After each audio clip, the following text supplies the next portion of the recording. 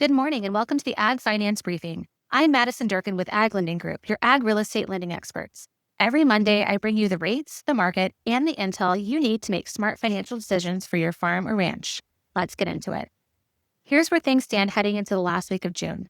The Fed held the federal funds at 3.50 to 3.75% at their June 17th meeting. That's the fourth consecutive hold, and they've essentially taken cuts off the table for the rest of 2026. Prime rate sits at 6.75. The 10-year Treasury closed Friday around 4.38%. And that number matters because it's the benchmark that drives your long-term fixed ag real estate rates. Bottom line, rates are stable but elevated, and they're likely staying here through the end of the year, so plan accordingly. Let's take a quick look at where commodity markets are this week. Grains.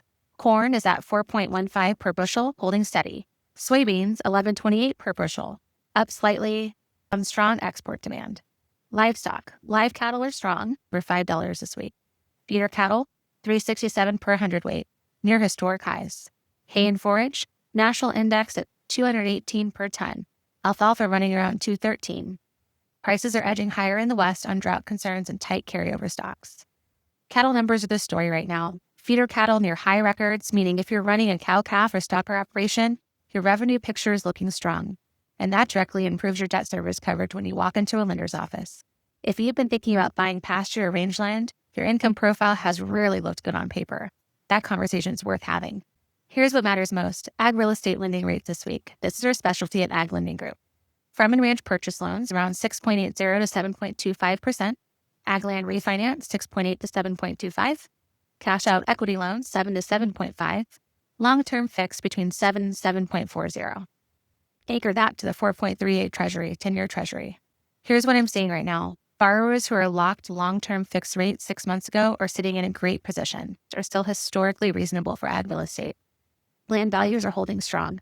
If you own ground that's depreciated and you need working capital, a cash-out refi could free up liquidity without selling an acre. And if you've got a balloon payment or renewal coming up in the next 6 to 12 months, now is the time to start that conversation, not the week it's due.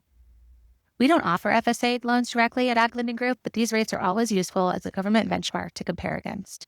FSA direct rates effective June 1st. Farm operating, 5%. Farm ownership direct, 5.87. Down payment program, 1.87. Emergency loans, 3.750.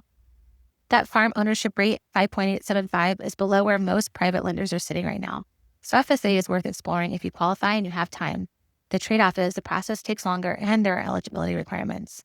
Private ag real estate lenders can move faster and offer more flexibility. It depends on your situation, and that's exactly the kind of question we help answer. The ag land market is finishing the first half of 2026 in a stable but active position, around $4,350 per acre, up 4.3% from 2024, and the experts watching this space are not calling for a big correction. Pasture and rangeland is outperforming right now, driven directly by those strong cattle prices we just talked about. Inventory is still tight, and finally, strong buyers are continuing to show up at auctions. Summer auction season's picking up. If you're a buyer and you've been watching a specific property, tight supply means you're likely not one for watching it. And if you're a seller, you're sitting on appreciated ground. Your equity position right now is real. Here's the simple version. A fixed rate means your interest rate locks in the life of the loan. Your payment's predictable. You're protected if rates go up. A variable rate moves with the market, usually tied to prime or the 10-year Treasury. It can be lower to start, but your payment can change. I always lean toward the fix. Locking in today's rate means one less variable in your operation. For shorter-term needs, like operating and equipment, variable can make more sense because you're in and out of the loan faster. Locking in a long-term fixed on land purchases right now is a decision you're unlikely to regret. If rates drop significantly in a few years, you can always look at refinancing. But the downside of floating a long-term rate and having it move against you is a real risk. And in ag, you've got enough variables to manage already. If you want to talk through what structure makes more sense for your specific deal, give us a call. Numbers in the description. 1. USDA grain stocks and acreage report dropped Tuesday, July 1st.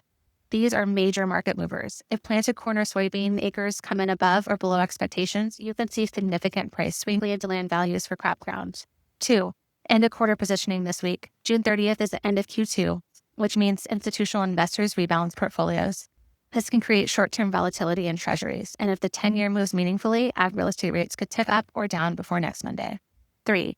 Summer land auction season's in full swing. If you're in the market to buy, keep an eye on local auction calendars. Auction results over the next 4 to 6 weeks will tell us a lot about where buyer demand and land values are heading into the fall. That's the Ag Finance Briefing for the week of June 28, 2026. Our number's in the description, or go to our website and book a free consultation. We specialize in ag real estate lending, and we'd love to help you structure the right deal for your operation. I'm Madison Durkin with Ag Lending Group. Have a great week, and I'll see you next Monday.